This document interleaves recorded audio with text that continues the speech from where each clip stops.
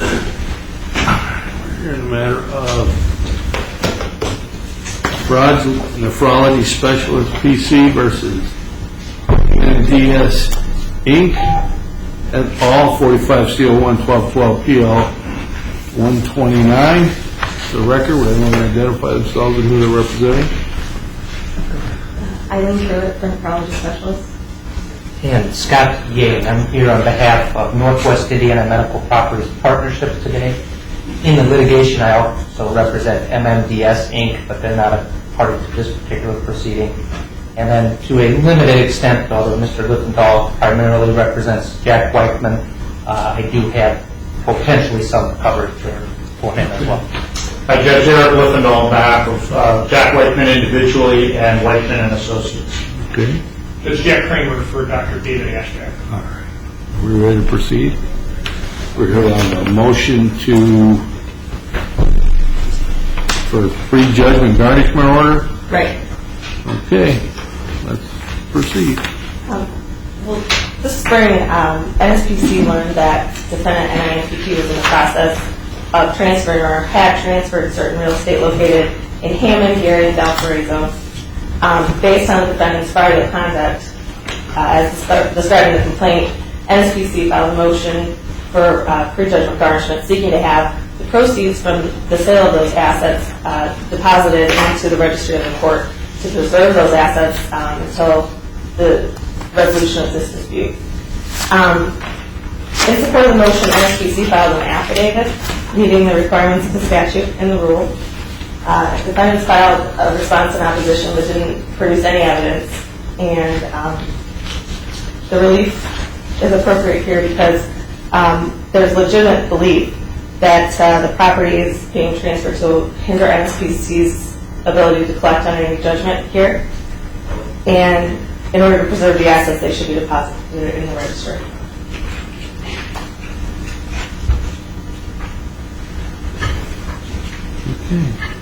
Your Honor, this is a rather extraordinary request that's being made of you today.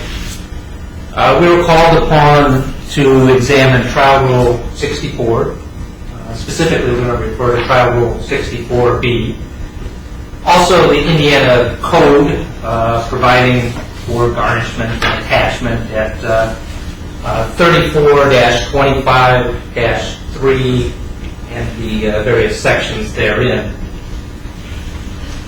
Your Honor, this litigation is extraordinary. The enmity that exists in this is extraordinary. We have the parties that are appearing before you, but some of these very same parties are also involved in companion litigation. The plaintiffs here are an association of physicians that practice nephrology. They used to count 13 amongst their number. Plaintiffs now are 4. 9 have left and gone a different direction. Before the 9 left the 4, there were problems. And one of the things that came about prior to the departure was the filing of this lawsuit. And hopefully someday we can get at the merit of this lawsuit. But as we stand here today, we have an amended complaint that has been met with motions to dismiss filed by all of the defendants. And eventually we'll have a hearing before this court to render a decision as to whether our motion to dismiss the very complaint that brings us today should be granted. But yet, here we are today with motions to dismiss pending the only complaint that is before this court. And plaintiffs are asking Your Honor to attach, before we've had any consideration of any evidence whatsoever, assets of a third party and restrain the transfer of those assets. As Your Honor will learn, Are these assets the subject of this suit at all? No. This is a Northwest Indiana Medical Properties Partnership, the entity that I represent, had a number of medical buildings. Part of what drove a little bit of the division, or certainly what the subtext of the division, is back in 2010, there was an effort to begin to market and sell these various properties. This isn't something that was hatched to try to avoid this litigation this past March, Your Honor. This has been an ongoing process since 2010 to sell properties that were held by this partnership. Some of the partners of Northwest Indiana Medical Properties Partnership are also amongst the doctors that left, the 9 that left this group. And plaintiff is now coming in seeking to tie up the sale.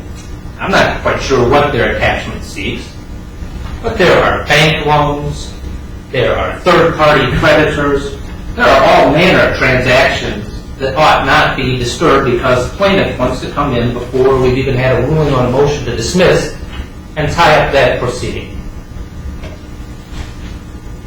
Your Honor, we contend that Trial Rule 64B has not been properly invoked here and would respectfully ask the Court to consider the case of Squibb v. State, ex rel. Davis, which is cited in my response. And it can be found at 860 Northeast 2nd, 904. And Squibb stands for the proposition that in order to invoke Trial Rule 64B, you have to have a necessary condition preceding. You have to show that there's either an attempt to abscond with assets from the state, to flee the state. Your Honor, I've had that case before, where alleged murderers fled the state, couldn't be found within the jurisdiction of the state. And in that case, yes, prejudgment attachment can be an appropriate remedy. Here, there are all of the defendants live, work, hold assets in Lake County. There's no intent to depart Lake County. There's no evidence. And one of the things that Squibb says, it's not our burden to come forth with evidence. At this stage, it's the movement's obligation. And what Squibb says is that on a hearing for the motion, the plaintiff has to establish one of the following elements by a preponderance of the evidence. I don't know that we've got any evidence here, but here's what plaintiff would have to establish. That one of the defendants is a foreign corporation or a non-resident. No suggestion, no evidence. One of the defendants is secretly leaving or has left Indiana with intent to defraud creditors. No evidence. Is concealed so that a summons cannot be served upon the defendant. Over here, summons have been served. Is removing or about to remove property subject to execution outside Indiana, not leaving enough behind to satisfy plaintiff's complaint. There's no showing of that here, Your Honor. And I could go on, but they're all elements of that nature. There has to be some affirmative attempt to try to evade the jurisdiction, to try to secret away assets when there's no such effort.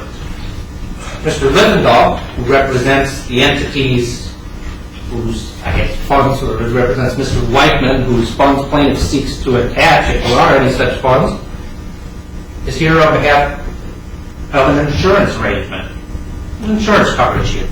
But yet we're seeking to somehow attach personal assets of Mr. Whiteman, apparently. This is an altogether wrong application of this trial rule. It is not supported by the case law. And Your Honor, if you will look at Trial Rule 64B, one of the things I was struck by was the absolute paucity of annotations to that trial rule and to the corresponding statute. There is the case of Squibb, which I have cited. There is the case of Bowyer Excavating, which said also you need to have one of those condition precedents, trying to flee the jurisdiction, having left the jurisdiction, before we even consider whether a prejudgment attachment should apply. Bowyer was decided in 1996. There's a case, I think, as I recall, from 1980. Once we get to that level, we're pretty much looking at a few cases from the 1880s. This is not something that courts are asked to do in this state, nor should they, because it's a wrongful deprivation of, in this case, our client's rights to have a full exposition of the merits of this case, and thereafter the court can judge whether there ought to be a judgment entered. Your Honor is going to hear there are sufficient assets. Your Honor, I might consider tendering to the court today sworn testimony. I was trying to think, I didn't know if Dr. Arfine would be here to testify, so I was thinking it was an evidentiary hearing as suggested by the trial rule and the case law. They don't need to have him here. But I was going to ask him some questions about his deposition. And Your Honor, I have marked portions of Dr. Arfine's deposition which go to the merits of the claim and how the very affidavit that he has filed before this court, for him to suggest in that affidavit that he has personal knowledge of the basis of a claim against the defendants herein is not supported by the deposition that was taken in this case. In that deposition, he disclaimed virtually any information. I have excerpts from his testimony. He says he relied upon a report from another, potentially an expert that may be identified in this case but has not been identified as an expert, so he's not been made available to us through discovery. But there's some report out there that he references, but he's not able to tell us what the basis even is of this claim against any of these defendants. And so I would ask Your Honor to consider excerpts of the deposition. And if I may, I have a couple of other items, if I may approach the bench after I go through one other item here. I also have, Your Honor, excerpts from the other case to which I referred, where Dr. Michelle testified, Dr. Stephen Michelle. Dr. Stephen Michelle is one of the partners of Northwest Indiana Medical Properties Partnership. And in that case, he was cross-examined by plaintiff's lawyers, different lawyers, in the other proceeding, and asked about the case or the circumstance of selling these properties. And he talks about the fact that they were doing this back in 2010, that there was a bit of a division amongst the group at that time because they were seeking to secure lease arrangements that the plaintiff wasn't willing to enter at that time. And so that there is testimony from Dr. Michelle that I'd like to tender to this court, the evidence that this isn't a recent attempt, rather this is something that's been ongoing, as part of the ongoing business of Northwest Indiana Medical Properties Partnership for some period of time.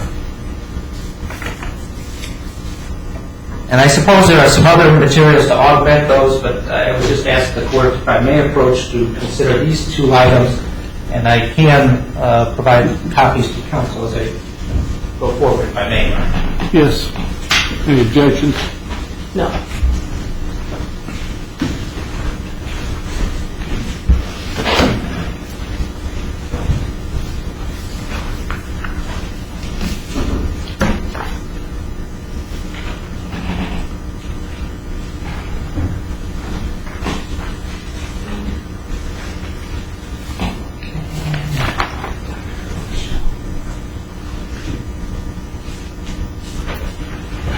Your Honor, I don't think that this prejudgment motion of attachment is appropriate. I don't think it's supported by the case law. I don't think it's supported by the trial rule. I don't think it's supported by the statute. I would ask Your Honor to, if you find need to do so, to look at, don't just respectfully, please just don't rely on the recitations of counsel of what these statutes say or do not say. Not critical of counsel because she wants to be concise and deliver certain information to you, but I think that at least when I read counsel's materials, I took a misimpression from the first time that I read them. And in a case of talking about Article 34-25-3-2, there is a suggestion, as I read it, that section provides the basis for seeking a prejudgment attachment or garnishment. and it does not.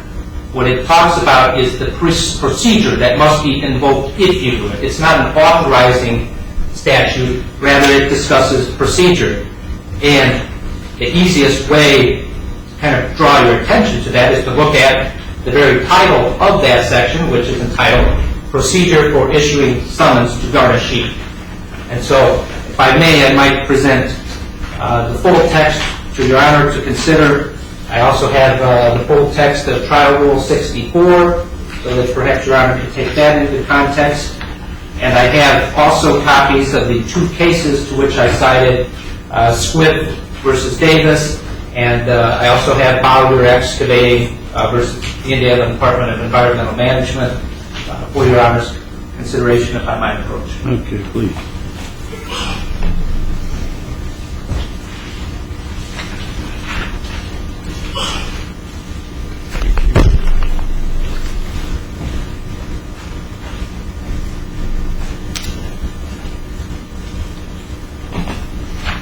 Your Honor, I have nothing further, but would like to reserve at least some comments for reply. I know that Mr. Kramer and Mr. Liffendahl may have slightly different interests, so they may wish to speak as well.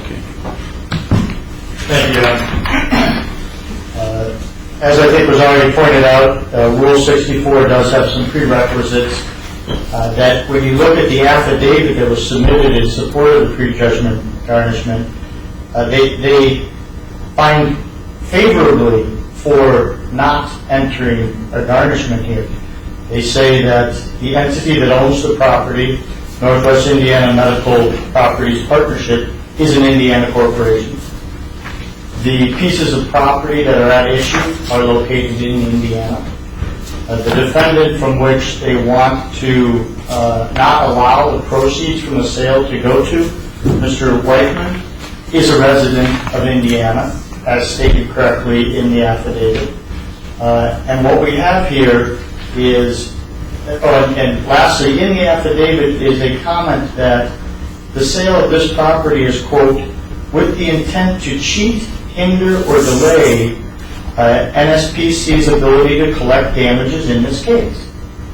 Now, as was already pointed out, these properties have been marketed since July of 2010. The plaintiffs in this case were a tenant in one of the buildings, and perhaps I think all three of the buildings. There was a dispute because there was no written lease for those tenants. Why? Because these doctors had been in business together as partners for a long time. They didn't have a written lease. They wanted to sell the buildings. They went to the partners. They said, we need a lease. The partners said, why? Why do we need a lease? And it was told, we're trying to sell these buildings. This is back in 2010. But yet there's sworn affidavit that says the reason that we're selling the buildings is to cheat, hinder, or delay the ability to collect the damages in this case. This isn't news to any of the plaintiffs. These properties have been on the market and trying to be sold since 2010, and they've been aware of it since that time. When you look, Your Honor, at the garnishment chapter, 3425.3-2,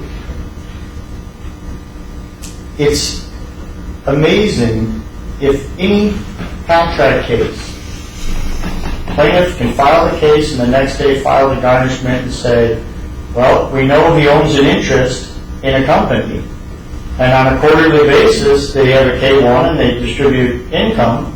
All that should be garnishment, or garnished, simply because we filed our lawsuit. Nothing else is required. Where's due process? That's insane. Reading this statute, though, if you look closely at it, it talks about that the person named in the affidavit. Now, I know a lot of definitions in laws and statutes will define person broadly. But here it talks about the person has the property of the defendant in the person's possession or under the person's control. The person named in the affidavit is a corporation, is an entity. Entities can't act but through their owners. Their owners are Mr. Whiteman and his partners. What the statute does not allow is for the plaintiffs to seek garnishment against a defendant. And that's exactly what they're doing here. It's his business. He's been trying to sell these properties for years. He finally is in the process of selling them, and they come in and say, whoa, we want to take all the proceeds of this and put it, I assume, in the court's hands. But that's not what the statute allows. The statute talks about, it doesn't say you can go after a defendant for garnishment. And I do have to point out, Your Honor, at this point, in plaintiff's response, they state, quote, Indiana law, this is in paragraph 5, Indiana law permits garnishment of property held by a third party, not directly from a defendant. And they cite 3425-3-2. The entity that owns the property is a named defendant in this case. So right there, by plaintiff's own admission, Indiana law does not allow garnishment of property held by a defendant, only by a third party. Yet they bring this garnishment against a named party, a corporation that can't act except through its owners, which include another named defendant. So this statute, they cannot meet the basic elements of the statute for which they come here and ask for garnishment. And if you go through the 4 criteria under A, none of them can apply because the party they're seeking it from is either a named defendant or a corporation that can't act and is owned by named defendants. So, Your Honor, I submit to you that this garnishment is completely inappropriate in this case. The affidavit both helps us and directly contradicts knowledge that the plaintiffs have had. And what we really have here has been indicated by all the litigation going on, is former partners that are in a divorce and are striking back against each other any way they can. And their former accountant, who now does accounting services for the doctors that left, is stuck in the middle, and they're trying to seek things like garnishment from the normal business practice of trying to sell property. We'd ask that you deny the motion. Your Honor, I'll be brief. I represent David Ashback, and I would concur with everything my co-counsel has said. I suppose there's not a whole lot more I can add to the legal argument of this that the counsel has already said. But there's 2 things that came to mind that were briefly touched on that I think are worth noting, and that is when the plaintiff stood before you during her argument, she made the argument of there's fraudulent conduct. In fact, she said a legitimate belief to avoid collection on the judgment.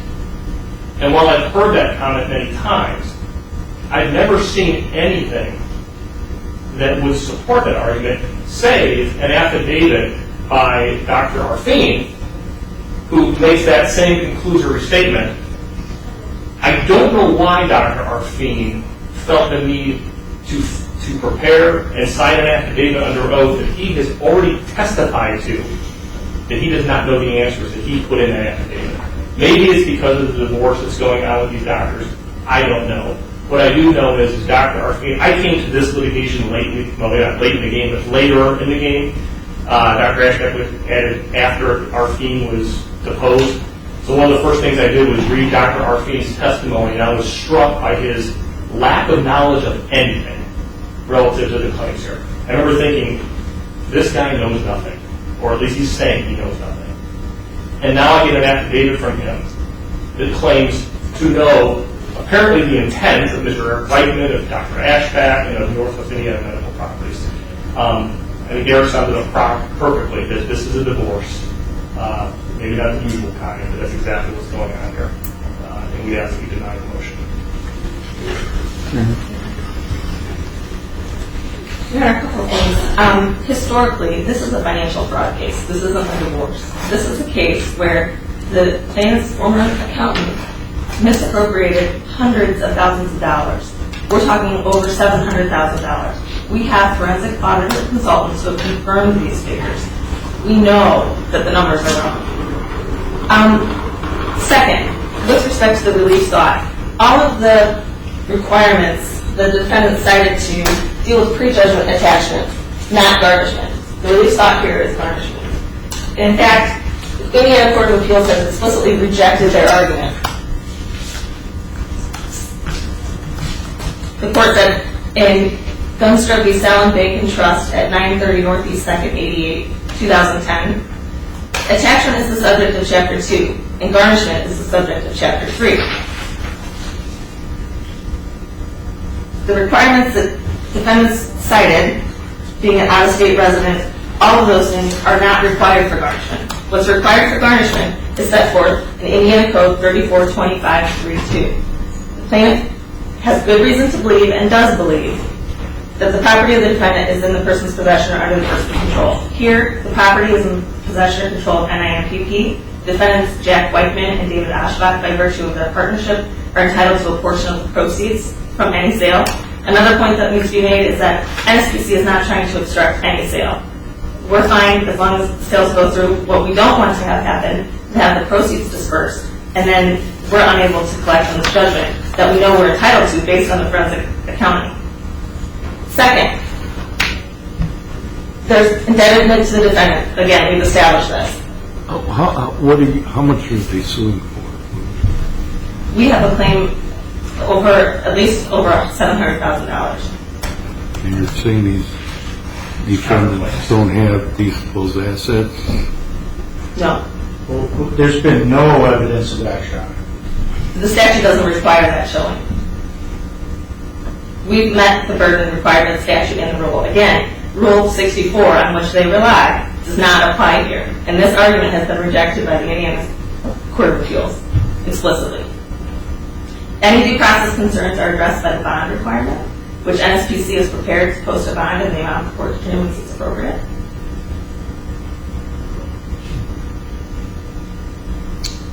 Mm-hmm.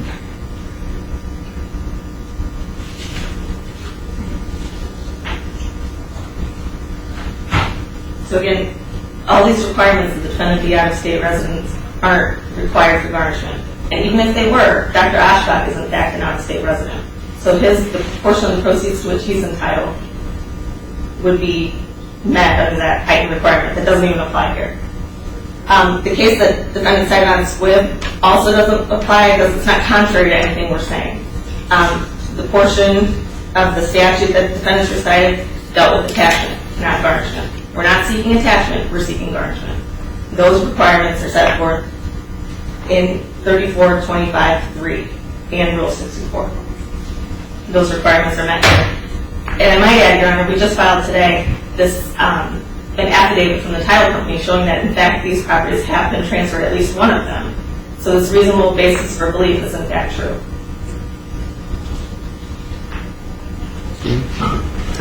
Briefly, Your Honor.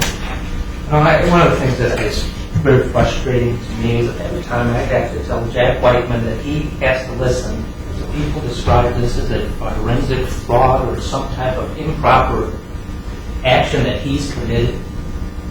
When, Your Honor, if you'll take, I don't want to worry things that are extraneous, but if you look at Dr. Arfine's deposition transcript that I provided to you, that apparently we can't find out who this accountant is, so that we can find out exactly what the basis of this claim is. But when I took Dr. Arfine through the checks about which he complains, I think Your Honor will readily see the house of cards upon which this claim of fraud is built against Jack Whiteman. And I will submit, Your Honor, that the 9 doctors who left this group of 13 knew very well that there was no basis whatsoever for fraud because they turned around and went to Jack Whiteman to do their work. It's obnoxious to have to hear this, but I can't tell him because we're in pending litigation that we have a right to defamation claim. Believe me, if you receive the whole transcript from Dr. Arfine, I want him to stand very closely and carefully behind every assertion he makes, and I think that's the way he testified, the reason he testified the way he did in his deposition versus what is suggested in this affidavit. Someday, Your Honor, we're going to get a chance to be before you and have the facts of this heard. That is, if the court doesn't dismiss the complaint before we get to that point. And Your Honor will hear that their calculations include miscalculation of patently obvious misunderstandings of not being able to even, basically, an accountant should be able to read these financial statements, tax returns, general ledgers at such a basic level that any conclusion that would be offered by a forensic accountant along the lines that they suggest would be laughable. Because we've accounted for every dollar to the penny. We're trying to discern exactly what their claim is. We can't find it. When we ask them about specific checks, they back away from it. So someday we'd like to know what their claim is, but we haven't been afforded that opportunity, and we certainly should not be exposed to having assets tied up in this forum at this time. Just very briefly, Your Honor. I feel very frustrated by the lack of knowledge of damages. I've been asking for months, I think over a year, please tell me what your damages are. At least today I heard on the record they know exactly what they are, so tomorrow I'll be asking for that updated answered interrogatory, and I'm sure I'll get it. Returning to the statute, Your Honor, and plaintiff's own words, Indiana law permits garnishment of property held by a third party, not directly from a defendant. They're seeking garnishment from defendants directly, the entity that owns the property and the individuals that have an ownership. They should stand by what they interpret the law to be. And when you look at this statute, they don't meet the basic elements as I discussed earlier. Thank you. How do you reconcile that? Your Honor, that statement was in response to defendants' threat in their response that if this relief is valid, then they would go ahead and seek garnishment against NSPC for the amounts sought in their counterclaim. Our point was that you misunderstand the statute. First, they cited all the attachment proceedings that don't apply here. Second, they said, well, then we'll go after you for what we're suing for. And that's not the way it works. It's fortuitous here that NIMPP happens to be a defendant. It's also a garnishee defendant. It's a third party who has assets belonging to the defendant. So it's reconcilable in that way that we're not seeking NIMPP's assets. We're seeking garnishment of assets held by NIMPP that belong to the defendants. Your Honor, I believe that the reasoning is faulty, and I think I've expressed why. So I didn't file that motion. I did say in my response that if the court found that their argument was valid, I would then have to construe on our counterclaim, which we assert that they owe us in excess of $1 million right now, similarly, and I would be obliged then to seek prejudgment attachment. And no, I wouldn't seek it of a party in this case. I would seek it of a third party, which is DaVita, which pays them a large sum of money each and every month, or whatever the disbursement schedule is. That's the third party I would attach, not a party to this litigation. If I could just, you heard two, and I guess let me start with that topic. I don't think this is the proper remedy, which is why Dr. Ashback did not seek that remedy. Dr. Ashback has a counterclaim against nephrology specialists, and only nephrology specialists. We have not sought a garnishment against the individual doctors of nephrology specialists. Apparently we can, at least according to the plaintiffs. Dr. Ashback also has a third-party complaint against 3 doctors. Under that claim, under their theory, we can seek garnishment against nephrology specialists. If there are third parties relative to those specific claims. To me, that seems ridiculous. It's crazy. And I think the thing that made it most clear in my mind was a moment ago when counsel stood up and said, if we want to preserve assets, and I wrote this down so I wouldn't get it wrong, for a judgment that we know we're entitled to. I suspect that, and I have been doing this as long as a lot of people, but I suspect that everybody that comes in front of you, at least the lawyers, are going to say, we're entitled to what we want this court to do. I would submit, I'll ask for judicial notice, that that's ridiculous. Thank you. Anything else? Yet, one final point, Your Honor. Nothing is prohibiting them from seeking garnishment if they think that's relief that they're entitled to and that's appropriate here. We're prepared to post a bond to justify or alleviate any due process concerns. We have legitimate concerns based on the fraud that has occurred to date that these assets, if they're dispersed, we will never see them again. But what fraud has been proven? We have forensic accountants who have... But there's no evidence before the court of anything. There's no evidence before the court, but we do have the evidence. That's not... I can't base any ruling on your representation that you have it. I understand, and that's the point of the affidavit from Dr. That should have been Arfine. here today. Am I wrong? Or? The statute, and actually the Indiana Court of Appeals has said that a hearing, an evidentiary hearing is not required. Well, it's not required if you have something else, obviously, but I don't know, what do you, other than an allegation? We have an affidavit from Dr. Arfine who says we have a legitimate basis to believe that these assets are being transferred in order to avoid judgment. And Your Honor, this is not simply a divorce. This is a financial fraud case. There's extensive fraud. But none of it's been proven. Your Honor, this relief doesn't require proof. It requires a legitimate basis. Where's the legitimate basis? Well, again, Dr. Arfine testified that there's a legitimate basis. And, Your Honor, I know you can't accept my representation as evidence, but we do have forensic accounting of all of the records that show serious, inappropriate misconduct. And Your Honor, I would suggest that we have forensic accounting that will show that not one penny is missing or misappropriated.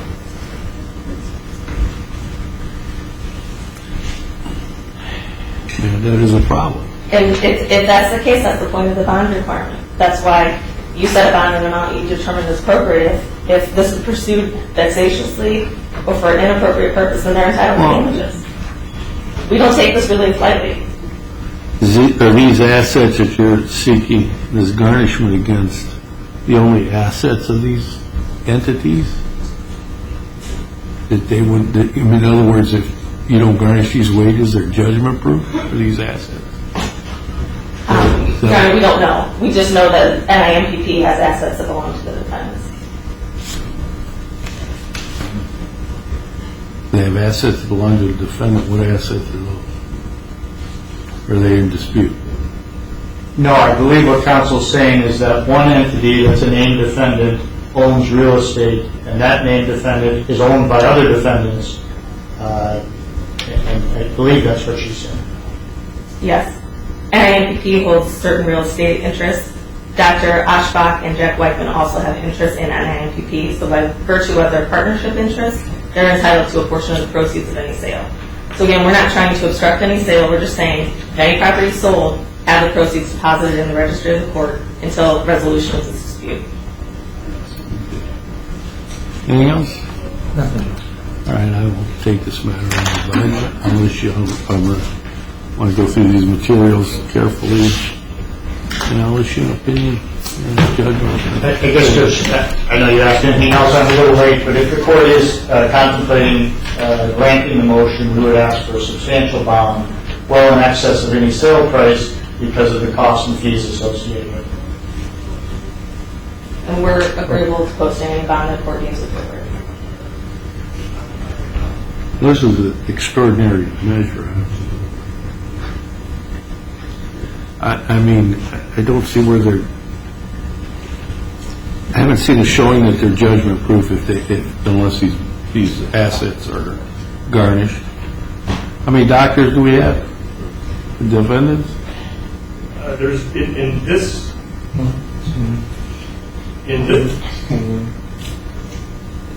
There's one. There's 9 overall. They're probably not all implicated here. Definitely 4 in addition to Jack Whiteman. So you have 5 defendants that you're saying